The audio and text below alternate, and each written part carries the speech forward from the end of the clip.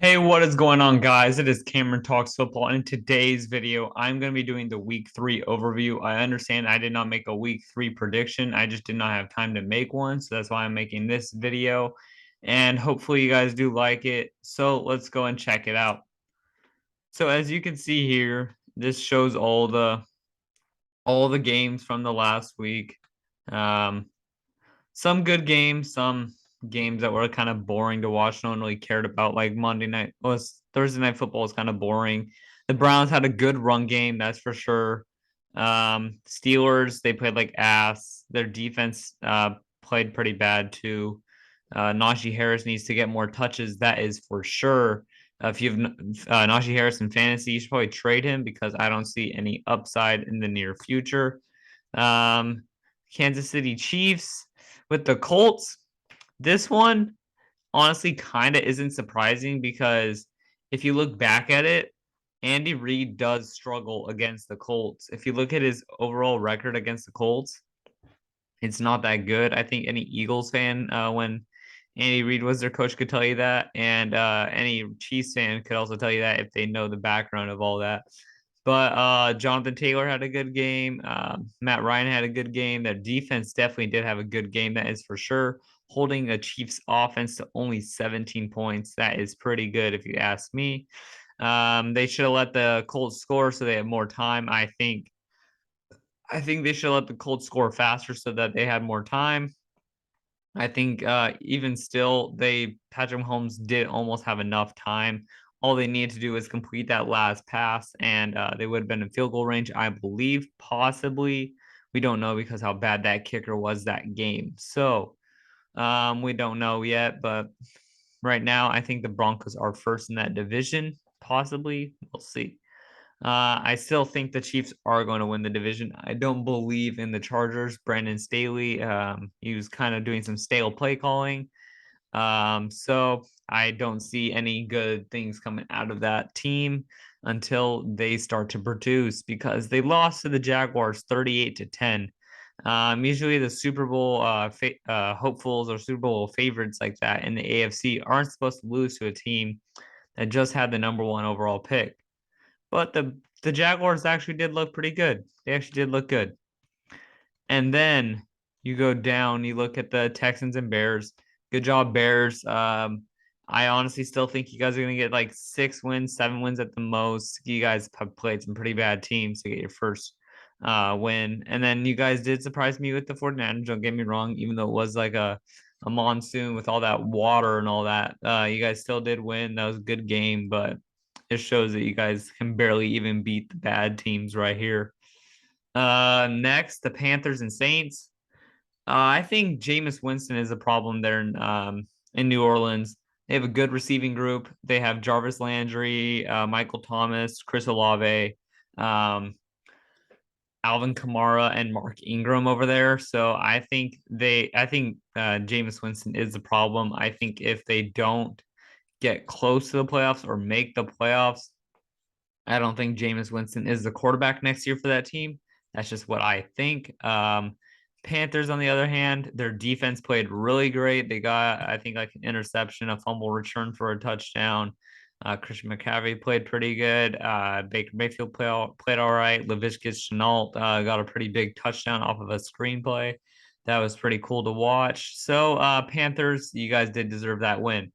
This right here, Raiders, just because you guys are 0-3 does not give you guys a reason to fire a head coach. One bad season does not give you guys a reason to fire a head coach. Honestly, that is what I think. I think that I think that the Raiders, if they do have a bad year this year, they'll be able to add more pieces for next year and they could be a good team next year. But just because you guys have one bad season, I don't think is a reason to fire your head coach because a lot of great coaches did not have a good first season as a head coach. Imagine if they got fired, they would not be able to be the same as they did this year or as their upcoming years. So I think you guys should just stay patient and don't overreact yet. Bengals, this was a must win for you guys, even though you guys barely did beat the Bengals here. I think this was a must win. Joe Burrow played great. Tyler Boyd played great. Jamar Chase played like ass. Honestly, I did not like how he played. He should have got way more yards. Sauce Gardner, I think, actually had a good game. I don't think he allowed a touchdown on him. Possibly he did with that score. You would think so, but I do not know quite for sure. Dolphins and Bills. I think the Dolphins should have won by more just because the Bills did not have Tre'Davious White. They did not have Micah Hyde. They did not have a lot of their defense. They had 4 people on their secondary, and they had a combined total of 3 starts before that game. So I don't think that was a good thing that the Dolphins barely won by that much. That just shows if the Bills have their team healthy, they will kill the Dolphins. Bills, on the other hand, I'm pretty sure their offense was pretty healthy, so that means they should have put up more points and they should have been able to put up more points and win this game. But I also do think that the Dolphins wouldn't have scored this many points off of the Bills' defense if they're healthy. So I still think the Bills will probably win the division. Dolphins, good game. That's all I can say. Eagles, Commanders, not that much to say. Jalen Hurts played great. Devontae Smith played great. He had like 160 yards and a touchdown or something like that. Really great game. Lions, Vikings. Lions, even though they lost, they look like a good team. That's what I can say. Even though they lost, they look like a really good team. Ravens and Patriots. This is where Mac Jones did get hurt. I think he is out possibly 4 to 6 weeks. I don't want him to try and rush it because he is the franchise quarterback. I don't want him to rush it at all. Lamar Jackson showed that he should get paid more. I think if they don't try and get his contract signed in the beginning of it, like in this season, I think if Lamar Jackson gets the MVP or close to the MVP, they won't be able to pay him, and another team will. So I think that the Ravens need to try and find out a contract right away. Jaguars, Chargers, like I already said, the Jaguars completely demolished the Chargers. Not that much good things to say about the Chargers. Jaguars played great. They played great offensively, defensively, special teams, all that. The Chargers played like shit. Packers and Buccaneers, even though they both had some people injured, I think that the Buccaneers would have won this if they had all their starters, because even though the Packers did not have Sammy Watkins and Chris Watkins, they still play those people still played together through the first 2 weeks. The people that were on the field for the Packers, half the people for the Buccaneers, it was like some of their first games all together starting on a football field. So I think if the Buccaneers did have a healthy team, they would have won. Rams, Cardinals. Rams played good. Cardinals played all right. Cooper Kupp did not play that well. Even they did have a touchdown, he did not play the best. So, oh jeez. So yeah, I don't think he really did play that well, if you ask me. Falcons, Seahawks. This game was boring as hell.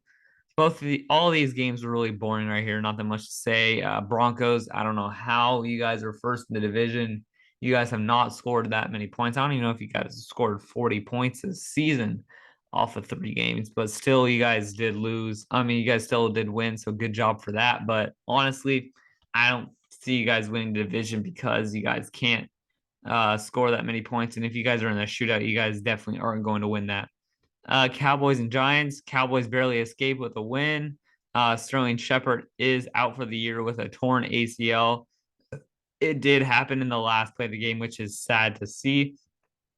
So that is my overview of this week 3. There was a lot of games that were pretty much surprising, and some games that really weren't surprising, like the score and who won. But if you guys want me to do like a week 4 prediction, I probably will anyways. But make sure you guys do drop it in the comments, and I will see you guys later. Peace out.